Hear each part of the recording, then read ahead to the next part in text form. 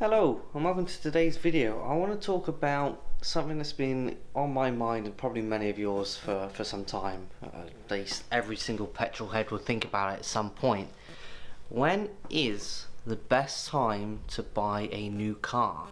Now, depending on what you might think, yeah, let's get a brand new car when the new regis change, or at the very end of the year.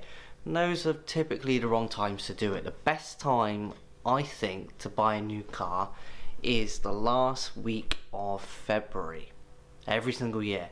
And let me explain why I think that is the case. Now, most companies in the UK have their financial year ends being the very end of March. Now, yes, the end of March would be a good time to do it, but you're into the new regis at that point. You're not going to get the biggest discounts. The biggest discounts are going to be used exclusively for the very last week of February. Now, when you are buying, you have to have a clear mind of what it is you're looking for, that they must have that on the lot.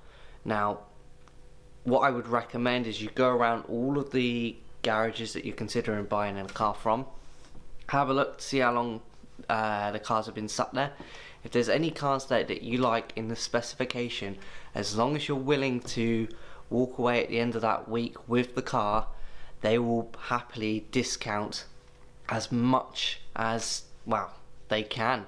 They just want to get rid of it. They want to get rid of it before the new regis come out and before the end of the financial year. It's very important to all businesses, for that matter, to have a positive cash flow at the end of the financial year, and cars are no different.